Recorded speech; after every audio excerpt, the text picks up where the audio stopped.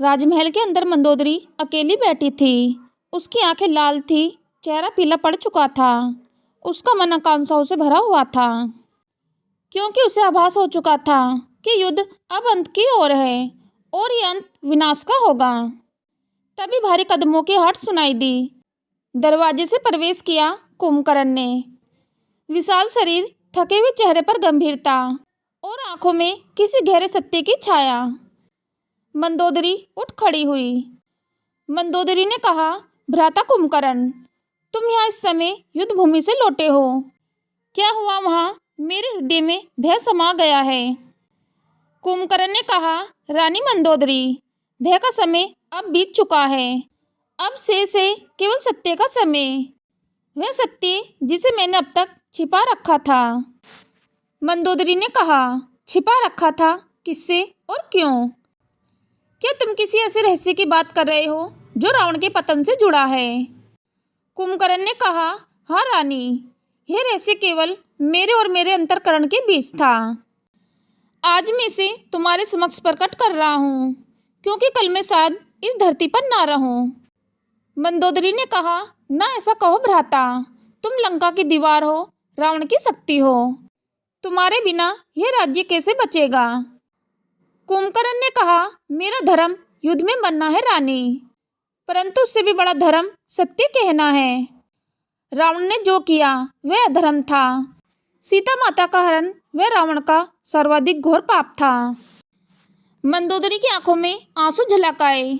मंदोदरी ने कहा, मैंने भी रावण को समझाने की बहुत चेष्टा की, किंतु अहंकार ने उसकी बुद्धि को अंधा कर दिया। परंतु तुम किस रहस्य की बात कर रहे हो? वह कौन सा सत्य है जो तुम अपने साथ नहीं ले जाना चाहते? कुंभकर्ण ने कहा, वह सत्य मेरे स्वप्न से जुड़ा है रानी। वह स्वप्न जो मुझे उस दिन आया था जब रावण सीता को लंका लाया था।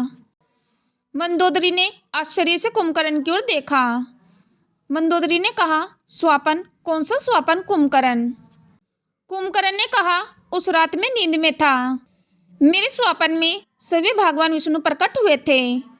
उन्होंने कहा था, कुंभकर्ण, तुम्हारा जन्म केवल रावण की सहायता के लिए नहीं, बल्कि उसके अंत के साक्षी बनने के लिए हुआ है।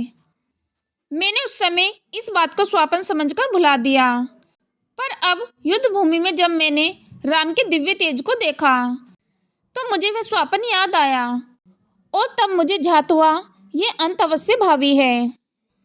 मंदोदरी बोली, तो क्या तुम कह रहे हो कि यह सब पहले से तय था? रावण का पतन, लंका का विनाश? कुंभकर्ण ने कहा, हाँ रानी, ये देवताओं की योजना थी।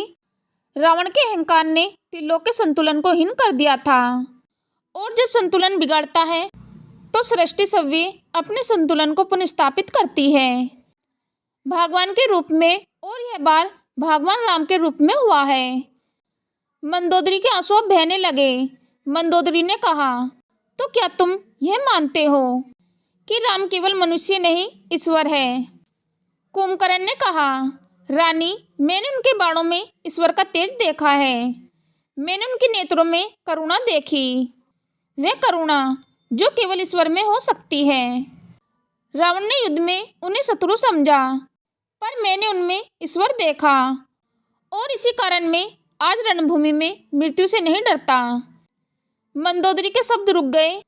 महल में गहरी निशब्दता छा गई। दूर कहीं युद्ध की गर्जना सुनाई दी, पर यहाँ समय जैसे ठहर गया था। मंदोदरी ने कहा, भ्राता, क्या तुम्हारे पास कोई उपाय नहीं जिससे यह विनाश रोका जा सके? कुंभकर्ण ने कहा, उपाय तो था रानी, पर अब समय निकल चुका है। जब रावण ने पहली बार सीता को देखा था, उसी क्षण से उसके भाग्य की रेखा बदल गई थी। देवताओं ने उस दिन मुझे संकेत दिया था कि मैं उसे रोकूं, पर मैंने उसे राजा मानकर चुप्पी साध ली। आज उसी चुप्पी की कीमत पूरी लंका चुकाएगी। कुंभकर्ण धीरे से उठा और मंदोदरी के पास आकर बोला। कुंभकर्ण ने कहा, रानी, अब मेरा समय आ गया। मैं रणभूमि की ओर चल रहा हूँ, जहाँ मृत्यु मेरा स्वागत कर रही है। पर उससे पहले मैं तुम्हें एक बात बताना चाहता हूँ। यदि कभी समय लौटे तो यह कथा कहना कि कुंभकर्ण ने भी राम के चरणों में सत्य देखा था, मंदोदरी ने कहा, भ्राता, क्या यह अंतिम मिलन है? कुंभकर्ण ने कहा, हाँ रानी, किंतु मृत्यु अंत नहीं होती, केवल रूपांतरण है। और मैं अपने अंत के साथ लंका को एक नई शुरुआत का संदेश देना चाहता हूँ कि कोई भी साम्राज्य कितना भी बलवान क्यों ना हो, अधर्म के बल पर नहीं टिक सकता। कुंभकर्ण चला गया। उसके भारी कदमों की आवाज़ धीरे धीरे दूर होती चली गई। मंदोदरी महल के द्वार पर खड़ी रही जब तक वह युद्ध भूमि की ओर गायब नहीं हो गया। आसमान में बिजली चमकी और मंदोदरी के कानों में उसकी अंतिम पंक्ति गूंजती रही, धर्म के मार्ग पर चलने वाला ही अमर होता है। महल के प्रांगण में मंदोदरी अब भी खड़ी थी। बाहर युद्ध की गर्जना तेज हो रही थी। आकाश लाल हो उठा था। कुंभकर्ण रणभूमि की ओर बढ़ने वाला था कि पीछे से मंदोदरी की पुकार सुनाई दी। मंदोदरी ने कहा, भ्राता कुंभकर्ण, ठहरो। मेरे हृदय में अभी भी कुछ प्रश्न शेष हैं। तुम जा रहे हो मृत्यु का आलिंगन करने, पर मैं तुम्हें बिना जाने नहीं जाने दूंगी कि तुम्हारे मन में क्या है। कुंभकर्ण ने कहा, रानी मंदोदरी, तुम्हारा हृदय धर्मीय है, पूछो जो पूछना चाहो। शायद मेरे उत्तर उस अंधकार में कुछ प्रकाश दे सके जो लंका पर छाने वाला है। मंदोदरी ने कहा, तुमने कहा था कि यह सब देवताओं की योजना है। रावण का अंत निश्चित है, परंतु क्या मनुष्य का कर्म उसे नहीं बदल सकता? क्या रावण यदि पश्चाताप करे तो क्या राम उसे क्षमा नहीं करेंगे? कुंभकर्ण ने कहा, रानी, पश्चाताप केवल शब्दों से नहीं होता, वह हृदय की गहराइयों से निकलता है। रावण का पश्चाताप भी उसके अहंकार से दबा है। वह क्षमा मांगना नहीं जानता, क्योंकि उसने सव्य को देवताओं से ऊपर मान लिया है। मंदोदरी ने कहा, परंतु रावण ज्ञानी था, शिव भक्त था, वेदों का पंडित था, तो फिर ऐसा कैसे हुआ कि वह धर्म से इतना दूर चला गया? कुंभकर्ण ने कहा, ज्ञान कभी कभी मनुष्य का सबसे बड़ा अभिश्राप बन जाता है रानी। जब ज्ञान विनम्रता के बिना होता है तो वह अहंकार में बदल जाता है। रावण ने शस्त्र पढ़े, पर उनमें छिपे त्याग के अर्थ को कभी नहीं समझा। उसने सोचा कि वह ज्ञान से ईश्वर बन सकता है, पर भूल गया कि ज्ञान का फल सेवा है, शासन नहीं। मंदोदरी ने कहा, तुम्हारे शब्द सत्य हैं भ्राता, परंतु क्या तुम नहीं मानते कि तुम्हारे भीतर भी विरोधाभास था? तुमने भी रावण का साथ दिया जब वह सीताहरण के अधर्म में लिप्त था। कुंभकर्ण ने कहा, हाँ रानी, यह मेरा सबसे बड़ा अपराध है। मैंने भ्राता का धर्म निभाया, पर मानवता का धर्म भूल गया। जब मुझे रावण को रोकना चाहिए था तब मैं मौन रहा, और यही कारण है कि मैं मृत्यु से भयभीत नहीं हूँ, क्योंकि यह मृत्यु नहीं, प्रायश्चित है। मंदोदरी ने आंसू पोंछे और धीमी आवाज में बोली। मंदोदरी ने कहा, तो क्या यह वही रहस्य है जो तुमने कहा था कि तुम्हारे अंत से पहले उजागर करेंगे? कुंभकर्ण ने कहा, नहीं रानी, वह तो केवल आरंभ था। सच्चा रहस्य कुछ और है, वह जो मेरे जन्म से जुड़ा है और रावण के भविष्य से भी। मंदोदरी चौंक गई। मंदोदरी ने कहा, जन्म से जुड़ा?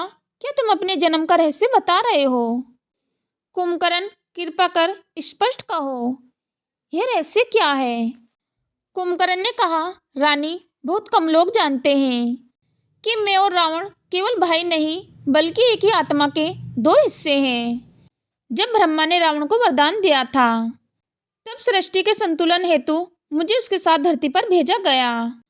मुझे उसकी शक्ति को संतुलन करने के लिए उत्पन्न किया गया था, परंतु जब मैंने उसी का साथ दिया तब संतुलन बिगड़ गया। अब ईश्वर इस संतुलन को पुनः करने आए हैं, और मैं सभी उस प्रक्रिया का हिस्सा हूँ। मंदोदरी ने कहा, तो तुम्हारा जीवन भी रावण की नियति से बंधा था? कुंभकर्ण ने कहा, हाँ रानी, मेरा अस्तित्व रावण के साथ ही समाप्त होना था। हम दोनों एक वृक्ष की दो शाखाएं थे। एक ने धर्म की ओर झुककर विनाश चुना, और दूसरी शाखा अब सत्य की ओर झुककर मुक्ति चुन रही है। मंदोदरी की आंखें विस्मय और करुणा से भर उठी। मंदोदरी ने कहा, भ्राता, क्या तुमने कभी सोचा था कि यह अंत कितना निकट होगा? कुंभकर्ण ने कहा, नहीं रानी, पर अब मैं जानता हूँ, हर आत्मा का एक क्षण होता है जब वह अपने सत्य से मिलती है। मेरा क्षण आज है। मैंने राम को देखा, उनके चरणों की ओर खिंचता हुआ अनुभव किया।